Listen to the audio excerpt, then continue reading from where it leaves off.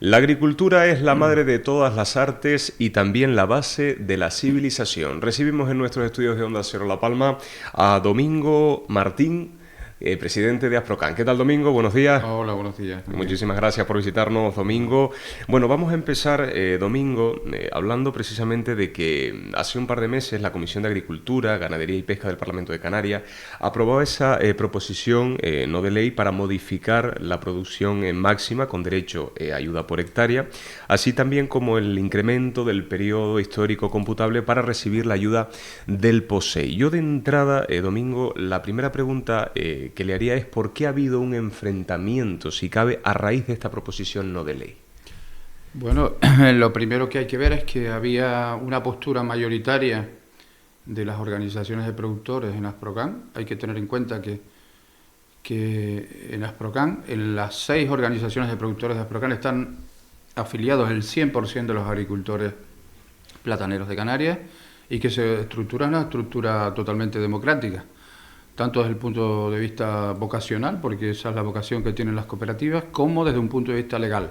A las organizaciones de productores se les exige en sus estatutos tener un funcionamiento democrático desde el punto de vista legal y por lo tanto, por eso decimos que la representación del sector, el 100%, están en Asprocan, en las 6 organizaciones de productores que conforman Asprocan.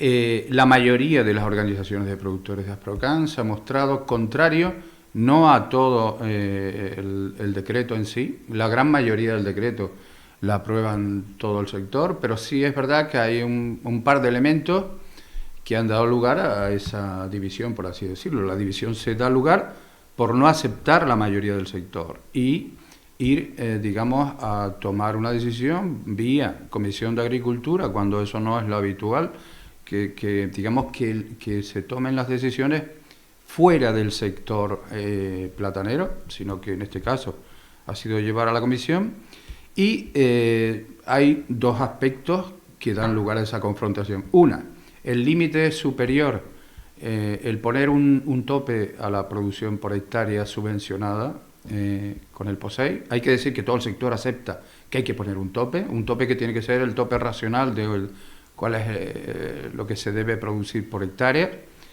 Hay que toparlo, es decir, pero no toparlo de una manera arbitraria, como se está queriendo hacer, que daña, porque hay una gran demagogia en este asunto. Se dice que lo que se pretende es beneficiar a los pequeños agricultores, cuando en este caso la medida que se ha propuesto de 65.000 kilos hectárea, a quien afecta en el más del 90% de los casos son pequeños agricultores. Se trata de quitarle, digamos, ayuda POSEI a un grupo de agricultores pequeños, la mayoría son pequeños, también algunos grandes, para repartirlo entre todo el sector. Esto dará lugar a que quizás se le quiten 3-4 céntimos por kilo a este grupo de pequeños agricultores en su mayoría y algunos grandes, para repartir entre todos medio céntimo por kilo. Es decir, ya eso en sí es montar una guerra sin sentido, sin sentido y por eso este es el primer elemento, digamos, de división. El segundo elemento de división y probablemente el que mayor lugar de confrontación está dando es que se pase de 2 a 3 años digamos, en el cómputo o en la conformación del histórico de producción de los agricultores.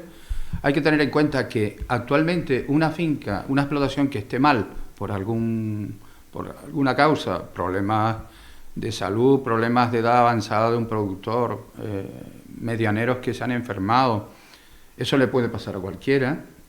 Lo que no puede ser es que al pasar de 2 a 3 años, actualmente recuperar una finca que esté mal, producción y ayuda, cuesta unos 10 años, ya hoy es tremendamente complicado recuperar una finca en el circuito de las ayudas normales.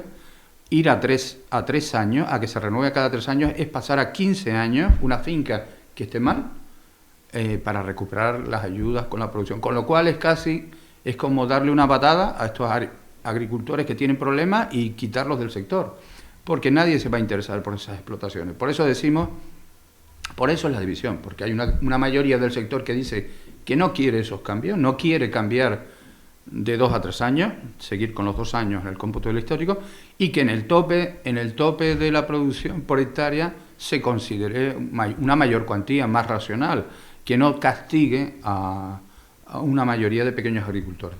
Domingo, si hablamos, por ejemplo, de la modulación, tengo entendido que la modulación presentada en esa proposición no de ley no corresponde con la modulación europea. ¿Estoy en lo correcto? Es cierto. Bueno, uno de los, digamos, de los derechos que tienen las ayudas POSEI en Canarias es que no se ha aceptado la modulación tradicional de las ayudas europeas, que es, digamos, recortarle a los productores grandes a partir de un tope. Aquellos que son grandes, a esos a los que se recorta. En este caso, la modulación se hace a los productivos. Es decir, hemos llegado a la conclusión que no es bueno quitarle a los grandes porque divide el sector y, sin embargo, se elige quitarle a los productivos. Es también una contradicción. Es una manera de dividir el sector y por eso ocurre todo este asunto. Está claro que el proseguir adelante con esto sin solucionar lo que está pidiendo la mayoría dará lugar a una situación de confrontación que dura muchos años. Porque, Domingo, esta modulación, en el caso concreto, por ejemplo, de las Islas Canarias, ¿sería conveniente aplicarla? ¿Se podría hacer o serían más, a lo mejor, los perjuicios que nos podría traer? No, a ver, se ha visto que no conviene porque, digamos, hay un equilibrio entre grandes y pequeños. Así está, el sistema de ayudas viene conformado desde el año 93, aunque ha cambiado el sistema, no que la ayuda por kilo no tiene separación entre más productivos y menos productivos desde hace 30 años. Por lo tanto, a lo que va a dar lugar a un enfrentamiento que no tiene ningún sentido. En este momento, el tema que es importante, el más importante, primero, es cierto que hay que limitar ya el que sigan habiendo nuevas plantaciones. Eso aparece recogido en el decreto, todo el 100% del sector lo apoya, para que no los problemas que ha habido en los últimos tiempos de saturación de mercado con bajos precios da lugar a dos problemas. Una, bajos precios por un mercado saturado, y otra, el que disminuya la ayuda por kilo porque hay que dividir la misma cuantía en más kilos. Lo que pretende, digamos, el decreto es solucionar este segundo problema de que no haya recortes, pero hay que hacerlo de una manera más racional que no dé lugar a una guerra del sector. Lo que hay es que ir y luchar por un incremento de la ficha, que es lo que en este momento está sobre la mesa. Se abre un periodo de por lo menos 2 años de negociar para tratar de conseguir que las ayudas POSEI puedan subir a partir del año 28. Yo siempre he escuchado, bueno, siempre, desde hace un par de meses, por ejemplo, que tuvimos aquí al señor Gabriel Matos, eurodiputado, y él nos decía en estos estudios de Onda Cero La Palma que teníamos todas las papeletas precisamente para incrementar esa ficha financiera del POSEI.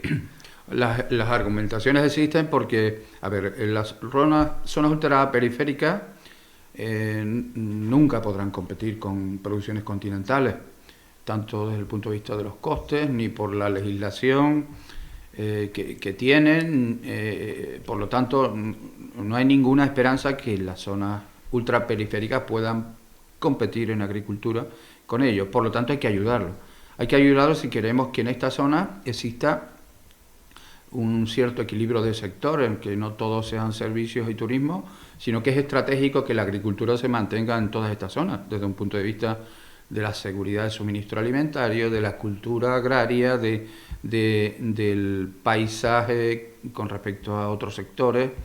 Por lo tanto, es estratégico mantener el sector agrario, también porque ayuda, en el caso particular de Canarias, a bajar los costes de transporte de todos los sectores, porque hay que considerar que aquí hay, digamos, los barcos vienen cargados o bastante cargados desde Península a Canarias, pero hacia arriba el que retornaran sin producto haría encarecer muchísimo todos los productos que se consumen en Canarias, por no decir que el resto de agricultura de Canarias se afectaría de manera grave si el plátano desaparece. ¿Por qué?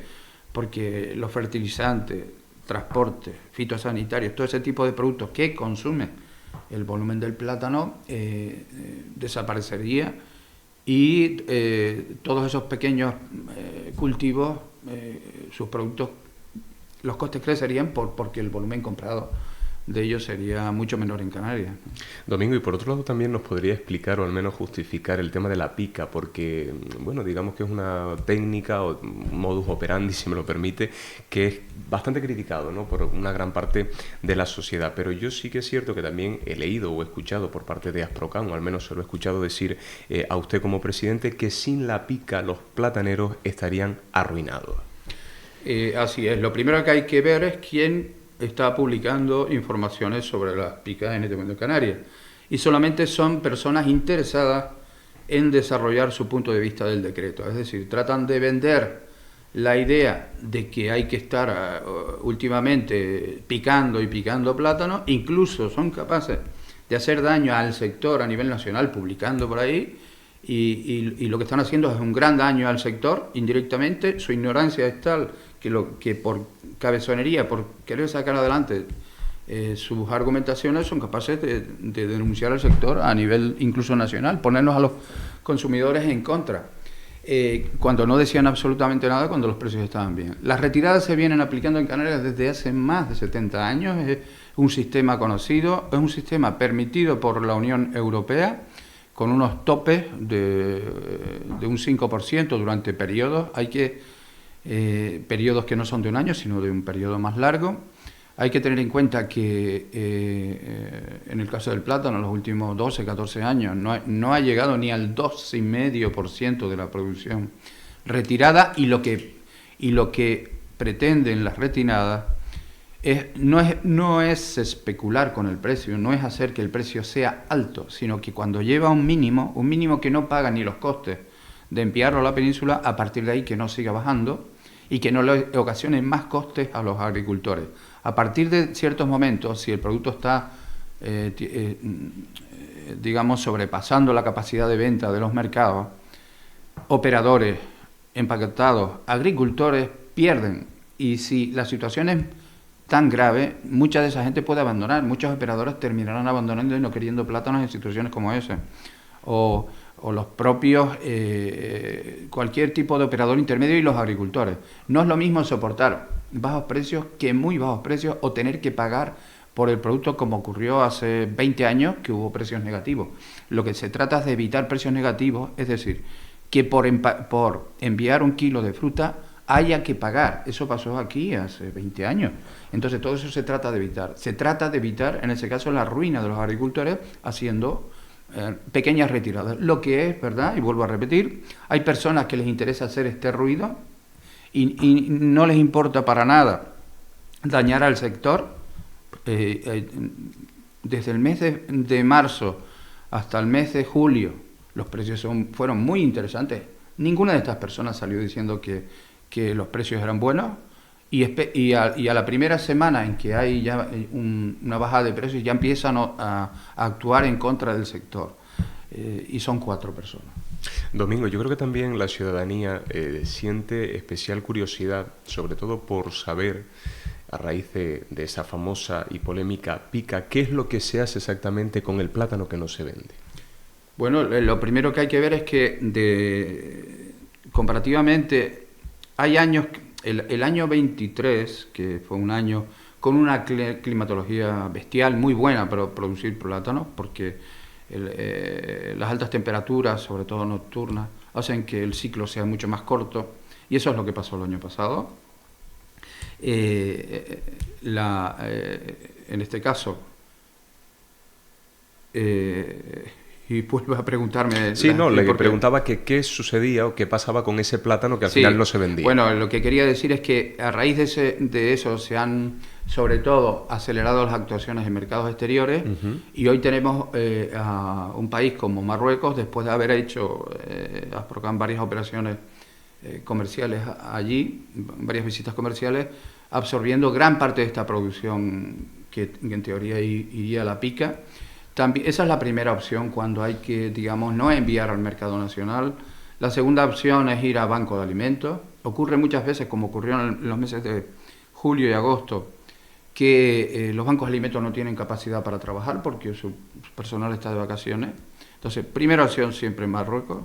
Marruecos no, mercados exteriores, que en este caso Marruecos nos está echando una mano importante. Hay que todas estas semanas, si no estuviera Marruecos, debería estarse retirando porque las marcas ahora mismo son extraordinariamente altas, por encima de 9 millones. Marruecos, Banco de Alimentos, y por última opción se va a lo que sería pues ya animales o compost.